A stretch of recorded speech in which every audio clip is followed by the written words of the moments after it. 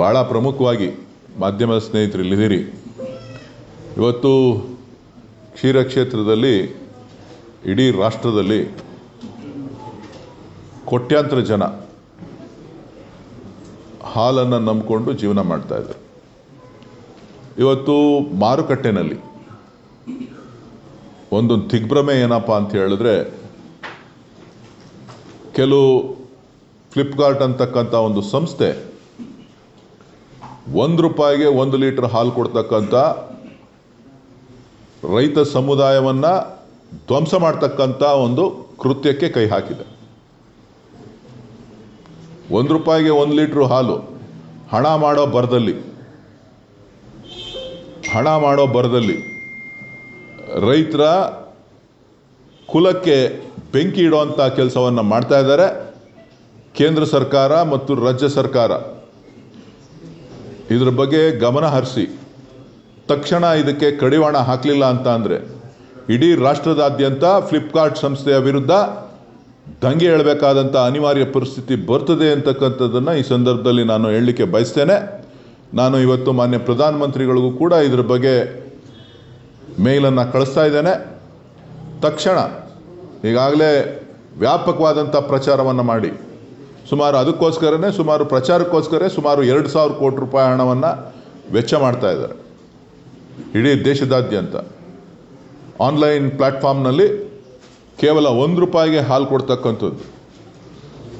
ಇದು ಅವರು ಮಾರ್ಕೆಟ್ ಶೇರ್ನ ಪಡಿಬೇಕು ಅನ್ನೋ ದೃಷ್ಟಿಯಿಂದ, ಕಾಂಪಿಟೇಷನ್ ಮಾಡಬೇಕು ಅನ್ನೋ ದೃಷ್ಟಿಯಿಂದ ಇವತ್ತು ಮಾಡ್ತಾ ಇರ್ತಕ್ಕಂಥದ್ದು ಇಡೀ ರೈತ ಸಮುದಾಯಕ್ಕೆ ಎಲ್ಲೋ ಒಂದು ಕಡೆ ಹೊಡೆತ ಬೀಳ್ತದೆ. ಇದು ಯಾರ್ದೋ ದುಡ್ಡು, ಪಬ್ಲಿಕ್ ಶೇರ್ ದುಡ್ಡನ್ನ ಇಲ್ಲಿ ತಂದು ಬಂಡವಾಳ ಹಾಕಿ ಒಕ್ಕೂಟ ವ್ಯವಸ್ಥೆಗಳಿಗೆ ಸುಮಾರು 60 ವರ್ಷ 75 ವರ್ಷದಿಂದನೂ ಕೂಡ ಈ ಒಕ್ಕೂಟ ವ್ಯವಸ್ಥೆ ರೈತರ ಹಿತವನ್ನು ಕಾಪಾಡ್ತಾ ಬಂದಿದೆ. ಕುರಿಯರ್ನವರಿಂದ ಕಾಲದಿಂದನೂ ಕೂಡ ಸಾಕಷ್ಟು ಒಕ್ಕೂಟ ವ್ಯವಸ್ಥೆಯಲ್ಲಿ ನಾವು ಸ್ವತಂತ್ರ ಪೂರ್ವದಿಂದ ಪ್ರಾರಂಭ ಆಗಿ ಇಲ್ಲಿವರೆಗೂ ಕೂಡ ನಾವು ನಡೆಸ್ಕೊಂಡು ಬಂದಿದ್ದೇವೆ. ಸೊ ಇಂಥ ಒಂದು ಸಂದರ್ಭದಲ್ಲಿ ಎಲ್ಲ ಅಧಿಕಾರಿಗಳಿರ್ಬೋದು, ಸರ್ಕಾರ ಇರ್ಬೋದು, ತಕ್ಷಣ ಇದಕ್ಕೆ ಬೇಕಾದಂಥ ಕಾನೂನಿನಲ್ಲಿ ನಾನು ಒಂದು ಕಂಪ್ಲೇಂಟ್ ಕೂಡ ನಾನು ಇವರಿಗೆ ಬರಿತಾ ಇದ್ದೀನಿ. ನಮ್ಮ competition commission of India new Delhi ಅವ್ರಿಗೂ ಕೂಡ ಅಂಡರ್ ಸೆಕ್ಷನ್ 19(1)A ಕೆಳಗಡೆ ನೀವು ಇದನ್ನು ಕ್ರಮ ತಗೋಬೇಕು ಅಂಥೇಳಿ ನಾನು ಅವ್ರಿಗೂ ಕೂಡ ದೂರನ್ನು ದಾಖಲಿಸ್ತಾ ಇದ್ದೇನೆ. ಸೊ ನಾನು ಮಾಧ್ಯಮದ ಸ್ನೇಹಿತರಲ್ಲಿ ಹೇಳ್ತಕ್ಕಂಥದ್ದು, ರೈತರ ಹಿತಕ್ಕೋಸ್ಕರ ಈ MNC ಕಂಪ್ನಿಗಳು ಎಲ್ಲೋ ಒಂದು ಕಡೆ ರೈತರ ಹಿತವನ್ನು ಹಾಳು ಮಾಡುವಂಥ ಕೆಲಸ ಇವತ್ತು ಗ್ರಾಹಕರಾಗೆ ನಾವೇನೋ ಒಳ್ಳೇದು ಮಾಡ್ತಾ ಇದ್ದೀವಿ ಅಂಥೇಳಿ ಎಷ್ಟು ದಿನ ಕೊಡ್ತಾರೆ? 1 ತಿಂಗಳು ಕೊಡ್ತಾರಾ, 1 ವರ್ಷ ಕೊಡ್ತಾರಾ, 5 ವರ್ಷ ಕೊಡ್ತಾರಾ? ಅವ್ರ ಅಡ್ವರ್ಟೈಸ್ಮೆಂಟ್ಗಳಲ್ಲಿ ಹೇಳಬೇಕು. ಸೋಷಿಯಲ್ ಮೀಡಿಯಾದಲ್ಲಿ ಇಲ್ಲ ಸಲ್ಲದ ರೀತಿಯಲ್ಲಿ ಅವರು ಹಣ ಕೊಟ್ಟು ಪ್ರಚಾರವನ್ನು ಮಾಡ್ತಾ ಇವತ್ತು ರೈತ ಸಂಕುಲಕ್ಕೆ ಬೆಂಕಿ ಇಡ್ತಕ್ಕಂಥ ಒಂದು ಕೆಲಸವನ್ನು ಮಾಡ್ತಾ ಇದ್ದಾರೆ. ಇದು ತಪ್ಪು. ಇದನ್ನು ಸರಿಪಡಿಸಬೇಕು, ಅವರು ಕೂಡ ಸರಿಪಡಿಸ್ಕೋಬೇಕು ಅಂತಕ್ಕಂಥದ್ದನ್ನು ಈ ಸಂದರ್ಭದಲ್ಲಿ ಹೇಳಲಿಕ್ಕೆ ಬಯಸ್ತೇನೆ.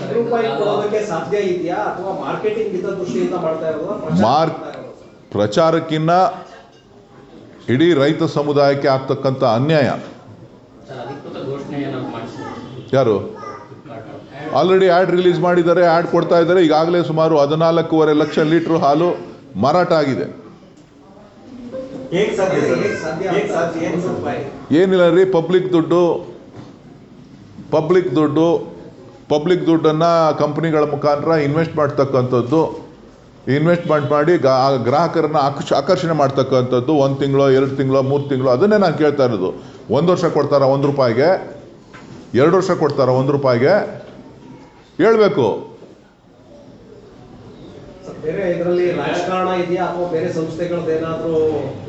ಅದ್ರ ಬಗ್ಗೆ ನಾನು ಮಾಹಿತಿಯನ್ನು ಕಲೆಕ್ಟ್ ಮಾಡ್ತಾ ಇದ್ದೀನಿ. ನನಗೆ ನಿನ್ನೆ ರಾತ್ರಿ ನಾನು ಯಾವುದೋ 1-2 ಆ್ಯಡ್ ನೋಡಿದೆ. ಸೊ ಅದಾದಮೇಲೆ ನಾನು ನಮ್ಮ ಅಧಿಕಾರಿಗಳಿಗೂ ಇವತ್ತು ಮಧ್ಯಾಹ್ನ ನಾನು ಭೇಟಿ ಮಾಡಿ ನಾನು ಮಾತನಾಡ್ತಾ ಇದ್ದೇನೆ. ಸೊ ಅದಕ್ಕೆ ಬೇಕಾದಂಥ ಕಂಪ್ಲೇಂಟ್ಸ್ ದೂರುಗಳನ್ನು ಕೂಡ ನಾನು ದಾಖಲಿಸ್ತಾ ಇದ್ದೇನೆ. ಸೊ ನನ್ನ ಕಳಕಳಿ ಏನಪ್ಪ ಅಂತ ಹೇಳಿದ್ರೆ, ಕಾಂಪಿಟೇಷನ್ ಹೆಸರಲ್ಲಿ, ವ್ಯಾಪಾರದ ಹೆಸರಿನಲ್ಲಿ, ಬಿಸ್ನೆಸ್ ಹೆಸರಿನಲ್ಲಿ ಈ ರೀತಿಯಾಗಿ ರೈತ ಸಂಕುಲಕ್ಕೆ ಬೆಂಕಿ ಇಡ್ತಕ್ಕಂಥದ್ದು. ನಾವು ಹೊರಗಡೆಯವ್ರು ಯಾರೋ ಮಾಡ್ತಾರೆ ಅಂತಂದರೆ ಇಂಟರ್ನಲ್ಲೇ ನಮ್ಮ ದೇಶದಲ್ಲಿರ್ತಕ್ಕಂಥವರೇ ಈ ರೀತಿಯ ಕ್ರಮಗಳನ್ನು ತೆಗೆದುಕೊಳ್ತಕ್ಕಂಥದ್ದು ಎಷ್ಟು ಸರಿ. ಈ ರೀತಿ ವ್ಯಾಪಾರನ ಗಳಿಕೆಯನ್ನು ಅವರ ಕಂಪ್ನಿ ವ್ಯಾಲ್ಯೂಯೇಷನನ್ನು ಜಾಸ್ತಿ ಮಾಡಿಸ್ಕೊಳ್ಳೋಕ್ಕೋಸ್ಕರ ಈ ರೀತಿಯಾಗಿ ಮಾಡಿ ವ್ಯವಸ್ಥೆಯನ್ನು ಹಾಳು ಮಾಡ್ತಕ್ಕಂಥದ್ದು, ಒಕ್ಕೂಟದ ವ್ಯವಸ್ಥೆಯನ್ನು ಹಾಳು ಮಾಡ್ತಕ್ಕಂಥದ್ದು, ರೈತರನ್ನ ಹಾಳು ಮಾಡ್ತಕ್ಕಂಥದ್ದು, ಗ್ರಾಹಕರನ್ನು ಸೆಳೀಲಿಕ್ಕೋಸ್ಕರ ಬೇರೆ ಬೇರೆ ರೀತಿಯಾಗಿ ಮಾಡ್ತಕ್ಕಂಥದ್ದು. ನಾವು ರೈತರಿಗೆ 38 ರೂಪಾಯಿ, 39 ರೂಪಾಯಿ, 40 ರೂಪಾಯಿ ಈ ರೀತಿ ನಾವು ಹಣವನ್ನು ಪಾವತಿ ಮಾಡ್ತಾಯಿದ್ದೀವಿ. ಅವ್ರು 1 ರೂಪಾಯಿಗೆ ಇವ್ರು ಕೊಡ್ತೀವಿ ಅಂತ ಹೇಳಿದ್ರೆ ಹೇಗೆ ಸಾಧ್ಯ ಆಗ್ತದೆ?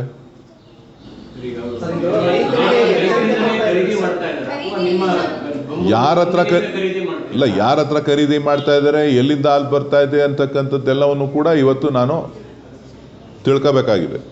ಇವತ್ತು ಮಾಧ್ಯಮಗಳಲ್ಲಿ ನಾನು ಮನವಿ ಮಾಡ್ತಕ್ಕಂಥದ್ದು, ನೀವು ನನ್ನ ಕರೆಕ್ಟ್ ಟೈಮ್ಗೆ ನನಗೆ ಬಂದಿದ್ದೀರಿ, ನಾನು ಅದನ್ನು ರೆಡಿ ಆಗ್ತಾ ಇದ್ದೆ, ಅದನ್ನು ಏನು ಎತ್ತ ಅಂತ ಹೇಳಿ. ಸೊ ಆ ಟೈಮ್ ಕರೆಕ್ಟಾಗಿ ತಾವು ಬಂದಿದ್ದೀರಿ.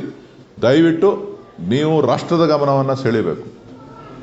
ಇದು ಒಬ್ಬ ರೈತ ಅನ್ನದಾತನಿಗೆ ಬೆಂಕಿ ಇಡ್ತಕ್ಕಂಥ ಕೆಲಸವನ್ನು ಇವತ್ತು ಮಾಡ್ತಾ ಇದ್ದಾರೆ.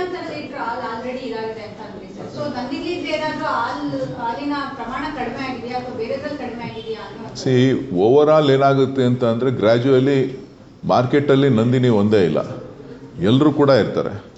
ಇದು ಬೇಸಿಕಲಿ ಆನ್ಲೈನ್ ಪ್ಲ್ಯಾಟ್ಫಾರ್ಮ್ಗಳಲ್ಲಿ ಸೇಲ್ ಮಾಡ್ತಾ ಇದ್ದಾರೆ.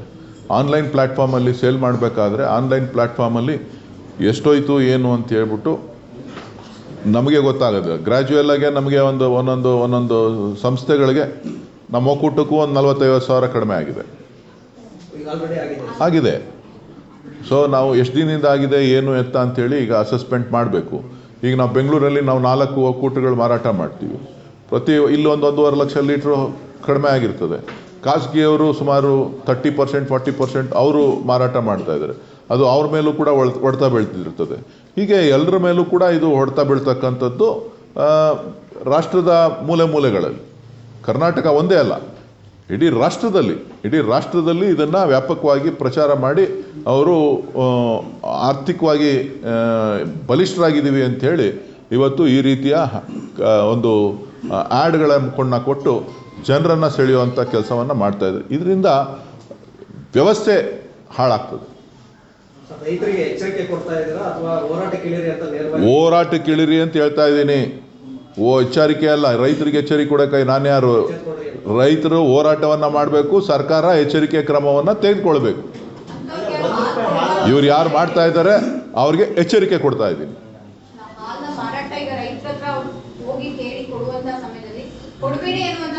ಅಲ್ಲ, ನೋಡಿ, ರೈತರಿಗೆ ಯಾರಿಗೆ ಮಾರ್ತಾ ಇದ್ದೀವಿ ಅಂತ ಗೊತ್ತಿಲ್ಲ.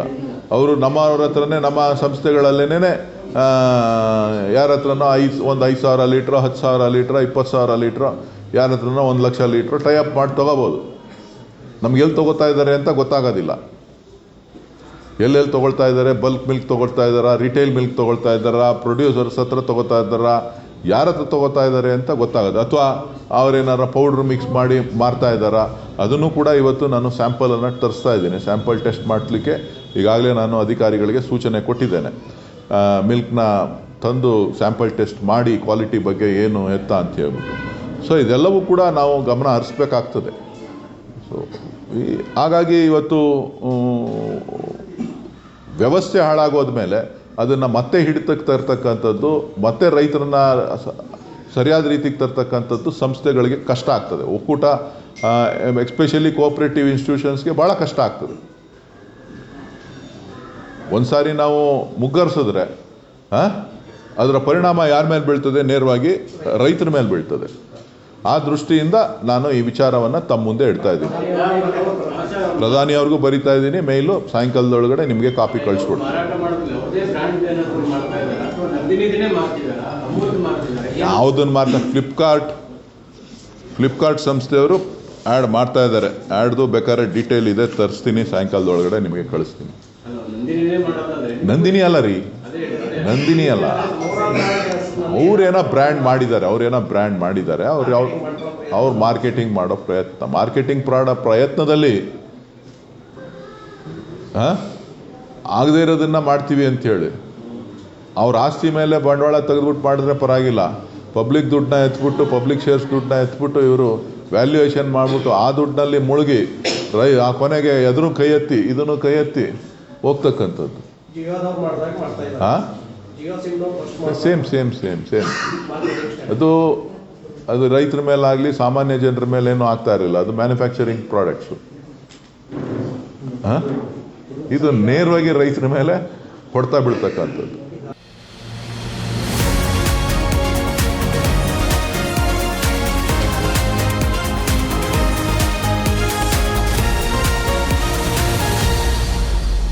ಫಸ್ಟ್ ವೇವ್ ನ್ಯೂಸ್, ನಿಮ್ಮ ದಾರಿ ನಮ್ಮ ಜವಾಬ್ದಾರಿ.